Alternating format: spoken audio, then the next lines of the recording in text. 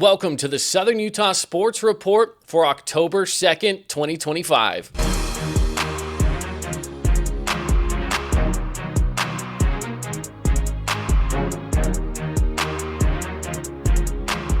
Hello, everybody. Welcome on in. Caden Formaster here with you for the Southern Utah Sports Report. Welcome on into the podcast. Doing something different today. We got some video elements today, which is fantastic. So appreciate you joining us, whether that's on YouTube or on the podcast. Make sure that you're subscribing everywhere that you find the Fan Sports Network and all of our podcasts and all of our great content we have here.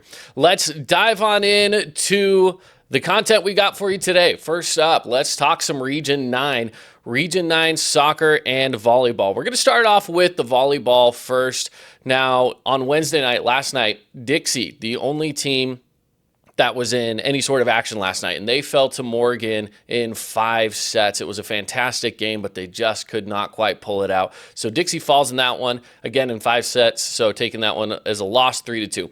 Now, Valley is taking on Snow Canyon tonight, so we do have some more Region 9 volleyball in action, although this is a non-region game, of course, but there is a Region 9 matchup going on. Desert Hills is at Crimson Cliffs tonight, and these two teams, as the top 2 teams when it comes to the region. Now, when you're looking at girls volleyball, there's a bit of a separation. Desert Hills right now is second in the state in the RPI rankings.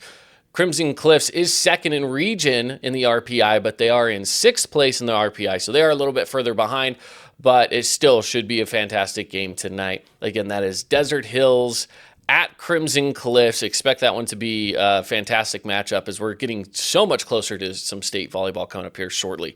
In girls soccer, we have Snow Canyon at Cedar, Dixie is at Crimson Cliffs, and then Hurricane is at Pineview. To give you an update of how that's shaping out right now in the RPI, Snow Canyon's still the top team. When it comes to RPI rankings, they're number 2 in the state. Crimson Cliffs is next. They're in 6th. Desert Hills is in 7th. And then it takes a little bit of a drop. Cedar is next at 15th. Hurricane 17th. Dixie's at 19th. And Pineview 26th. So the RPI is shaping up to be a little more spread out in soccer than it is in volleyball. Volleyball has been fantastic up to this point. Most of the teams, if not really all the teams in Region 9 volleyball, are in the top half of the state when it comes to the rankings through the RPI system. So that's soccer tonight. Again, Snow Canyon's at Cedar, Dixie is at Crimson Cliffs, and Hurricane is at Pineview. That's pretty much it for region for right now. We will have more tomorrow. We'll be going over football for tomorrow, looking ahead at the schedules and the matchups, and we should have a great slate of football for you tomorrow. Now, don't forget, we are broadcasting some football tomorrow on the Fan Sports Network YouTube page, or go to thefansportsnetwork.com, and you can catch those games live at 7 o'clock, pregame kicking off around 6:45. So we'll be talking about that more in tomorrow's show. Let's get on into Utah Tech. We got some Utah Tech athletics going on today. First up, volleyball. Utah Tech is going to be taking on Cal Baptist today. Utah Tech right now, 10-3 on the season. Cal Baptist is 5-9. Here's the thing about Utah Tech volleyball at this moment. They are right now leading the WAC, okay? They are the school with the best record in the WAC at 10-3. Technically, they are number 2 in the WAC standings, but that is just because they've only played one game where I believe it's Utah Valley is leading the WAC. They've played 2 and they've won both of those. But Utah Tech with the better overall record at 10-3. They're taking on Cal Baptist. As I mentioned before, leading the way right now for Utah Tech volleyball is Kennedi Knudsen from Gunnison High School here in Gunnison, Utah. So a small 1A school in Utah representing. She right now has 246 points this season with 226 kills. And it's more than double anybody else on the team when it comes to that stat right there. She's been phenomenal. And this Utah Tech team has been phenomenal. If you haven't caught one of their games, you definitely need to. They're going to be back home shortly. They're on the road all week, but they will be back home next week. We'll talk more about that in an upcoming show. Let's go to Utah Tech women's soccer. They're going to be taking on Abilene Christian, 6 o'clock p.m., and right now, Utah Tech soccer doing all right. They're 5 wins, 3 losses, and 2 ties. So a decent record there. You'll take that. They have some solid wins, though. They've beaten BYU. They did tie with Utah, but they have won some really good games. They're going to be taking on 4-7 Abilene Christian. So this is an expected win for the Trailblazers tonight for soccer. But again, not every single win is given. Some of that has to be earned. So we'll see how Utah Tech does with this one today. We've got to recognize Kyah, who has 11 points this season so far for the Trailblazers, leads the way that way. And the points, again, it's a combination of goals and assists. Right now, leading the way with 11 points. Soccer for Utah Tech, they are third in the WAC right now, which sits them, again, right about in the middle of the way that the WAC works and how many teams they have in the conference playing soccer. They're about in the middle, but so far so good, playing some really good soccer up to this point in this season. Let's switch it on up. We're going to go up the freeway a little bit to Southern Utah University. SUU women's soccer is going to be at Tarleton State today. Now, SUU's record right now has been a little dire, we'll just say. They are 1 win with 6 losses, 2 ties. Tarleton State's doing much better. They are 6-4-2. So SUU women's soccer trying to get back into the fight a little bit here. It's going to be a tough one on the road, but we'll see if they can pull that off. And that's all we have for SUU today. We will talk more Utah Tech and SUU tomorrow. Again, they've got some football games coming up this weekend, so we'll get into some of that, plus more volleyball and soccer as well, and even a cross-country meet on Saturday for SUU. So we'll get into some more of that coming up at a later date. Let's move on to the NHL.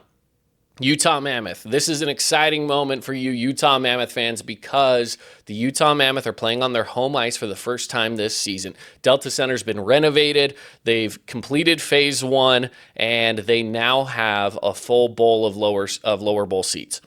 Which is pretty exciting. They've raised the floor, I want to say 2 feet. I think that's what Ryan Smith said. They raised the floor like 2 feet to help with better sight lines, especially for that upper bowl. I will say the upper bowl still has single view seats for now. That is something that they're going to be working on in the next offseason, is to try to get the upper bowl to coordinate with the lower bowl so that you can see all of the ice. However, with them raising the floor, that will help a little bit with sight lines. Still not going to be perfect, but it will be better than it was last year for some of those upper bowl seats. There are more in the lower bowl now than there was last year. Last year, obviously, there was not a lot of seating when it came to seats behind the goalie and whatnot. So those are now taken care of. It's going to be an interesting dynamic to how they switch between basketball and hockey, but we're going to see it firsthand tonight. Utah Mammoth are going to have their first preseason game at home, taking on the LA Kings, who they went up against just a few days ago in Boise, and they fell to the Kings in that game, so they're looking for a little bit of a rematch here and a little bit of revenge. So if the Mammoth can get this win here, they will be getting their first. They have not really done well in preseason. So we want to make sure that the Utah Mammoth do well against the Knights. They haven't beat them yet, or excuse me, against the Kings. And so we'll see if they can get that win over the Kings tonight.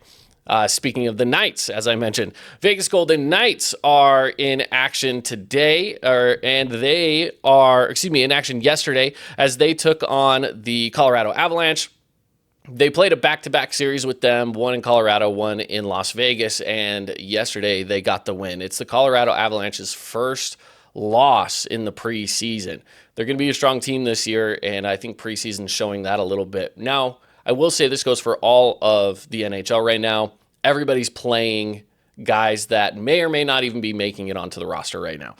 There are going to be some that we could look forward to, but again, it's hard to say for sure if any of these guys are going to make the final roster or not. As of right now, it's looking like it's going to be a little bit more towards the sights of, hey, some of these guys will, some of these guys won't. But again, it's preseason. These wins and losses don't really matter.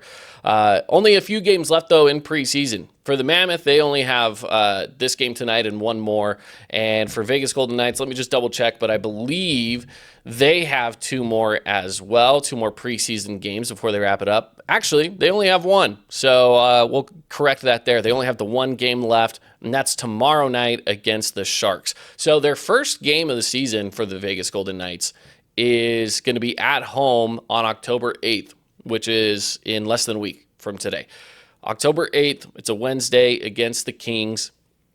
So you get a division rivalry right there straight away, which is great for the Knights. So Knights starting off strong. And then for the Utah Mammoth are going to be playing their first game the following day. So their first game isn't until Thursday, and they're on the road taking on Colorado and the Avalanche. And again, this is kind of a budding rivalry. I think this is one that's on the rise right now. Obviously, Utah's still a brand new team. They've only got 1 year under their belt.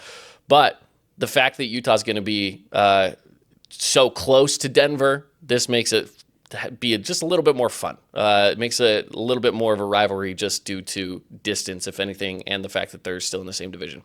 So that's some of your news with the NHL. Want to throw back to the Mammoth for just a little bit. And again, as we mentioned, yes, we do have this game that's going on against the Kings tonight. But there was some news yesterday that dropped for the Utah Mammoth. And that was that they traded away Connor Ingram to the Edmonton Oilers. Now, a lot of you might know the name Connor Ingram. What happened with him last year was really sad. It was really rough.